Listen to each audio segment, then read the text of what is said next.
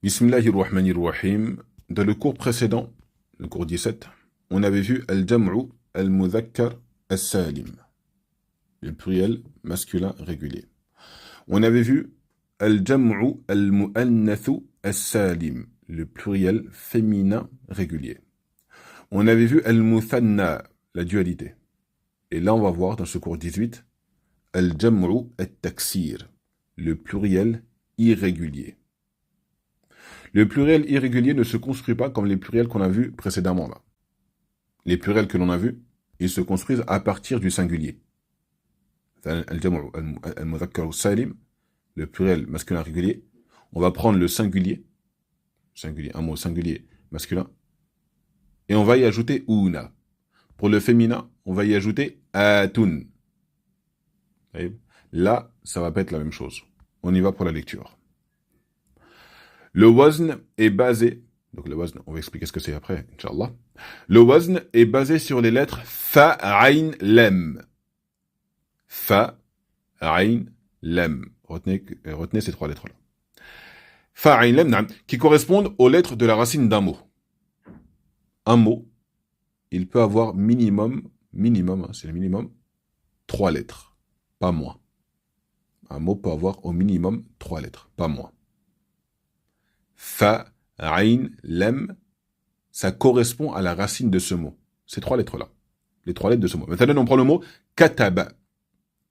Kataba, ça veut dire donc écrire. Son wazn, c'est fa'ala. Fa'ala. Si on le décline, maktubun, maktubun, c'est une chose qui est écrite. Maktubun, vous avez vu?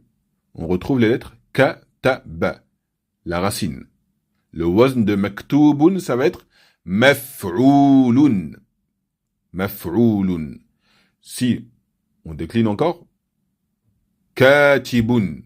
Le wazn, ça va être fa'ilun. On retrouve toujours nos lettres kataba et dans le wazn, fa, ayn, lam.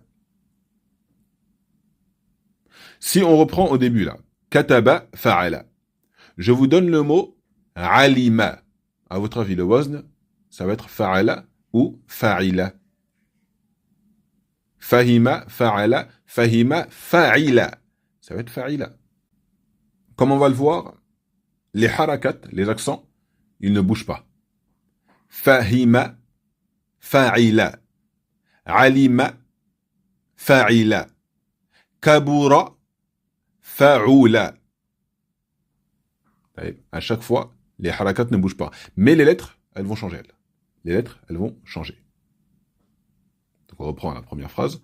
Le wazn est basé sur les lettres fa, ayn, lam, qui correspondent aux lettres de la racine d'un mot. Ensuite, le wazn est un modèle servant d'unité de mesure pour décliner un mot.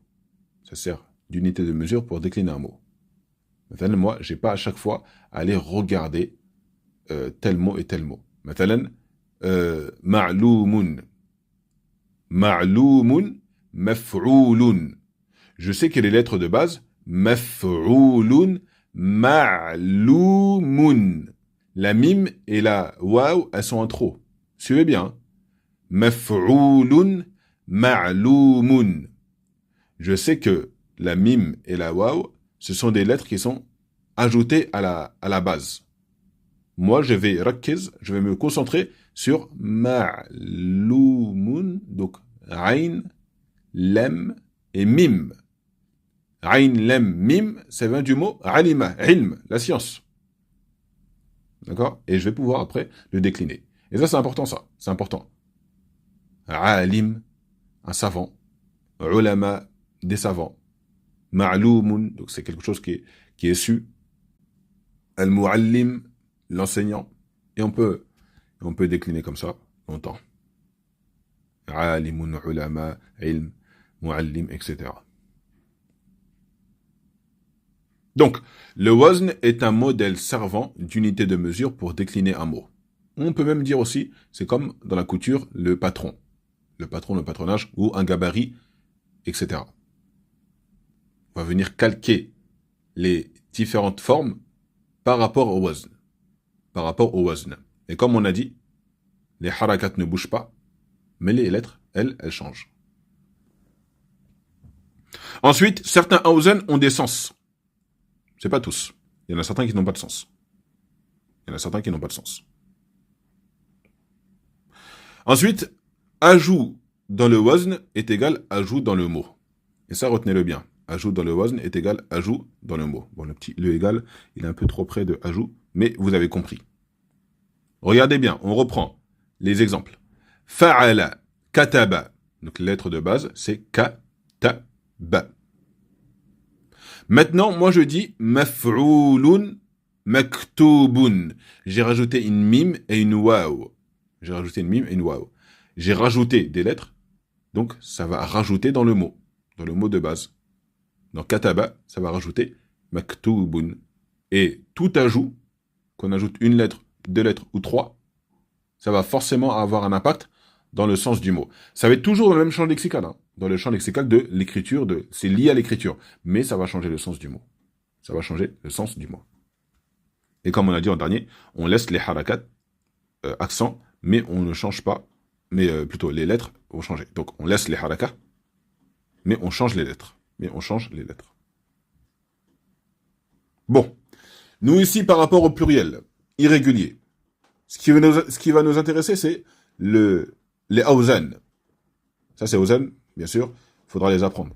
Vous n'avez pas le choix, surtout au début. Après, vous verrez avec le temps que vous allez prendre l'habitude, vous n'aurez plus besoin d'apprendre des awzan. À part s'il y a des cas exceptionnels, mais voilà, ça va venir tout seul. Si vous comprenez le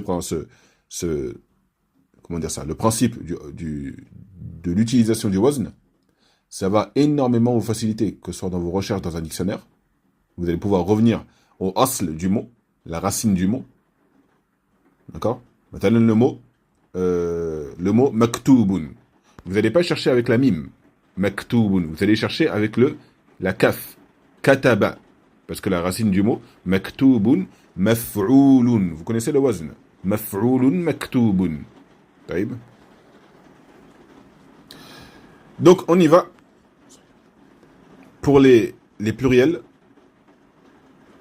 plutôt les awzan du pluriel irrégulier. On y va. Regardez donc tout en gris, tout à droite plutôt en gris. Fu'ulun. Fu'ulun, il y a plusieurs mots qui viennent avec ce wazn-là, et parmi eux, on les a écrits en bas, jududun, c'est le pluriel du mot jadidun. Jududun, c'est des nouveaux. Sururun, c'est le pluriel du mot sarirun. Sarirun, c'est un lit. Sururun, c'est des lits. Si je vous donne le mot shuyukhun, duyufun, le wazn, ça va être fu'ulun. Les harakat ne bougent pas, mais les lettres bougent. Les lettres changent. On y va en orange à gauche. Af'alun, a'mamun, des oncles. Awladun, des enfants. Fi'alun, sirarun, kibarun. Vous avez vu? Fi'alun, le wazn. Et sirarun, kibarun, c'est le pluriel donc. Là, on est au pluriel. Hein. Retenez bien, on est au pluriel. Fi'latun, fityatun, ikhwatun. Fu'alun, tullabun, tujjarun. Ensuite, les awzan là, que vous voyez tout à gauche, dans les encadrés en jaune, eux tous là, normalement, si vous regardez la fin, vous savez pourquoi ils sont en jaune comme ça. Vous savez pourquoi on les a mis en jaune comme cela. Mamnour min as-sarf. Ils sont interdits de tanwin. Af'ila'u. Dès que vous voyez un mot qui a ce wazn-là, ne cherchez pas, il est mamnour min as-sarf.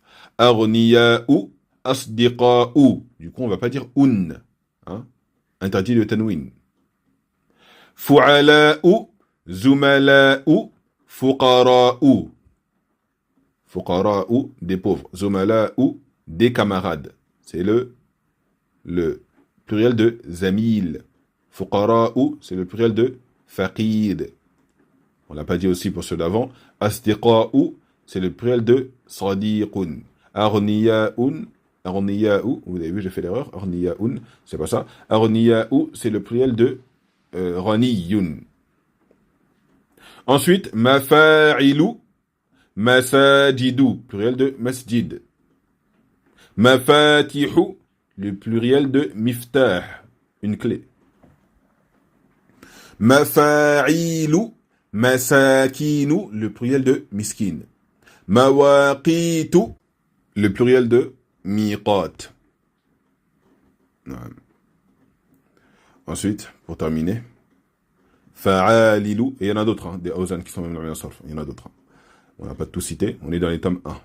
Oui, on est dans les tomes 1 et c'est une approche. C'est une approche. Fa'alilu, fanadiqu, c'est le pluriel de funduq. Funduq, un hôtel. Dafatiru, le pluriel de daftar, c'est un cahier. Donc, en espérant que ça a été clair, qu'Allah Azza wa Jal nous facilite la bonne compréhension. Alhamdulillah.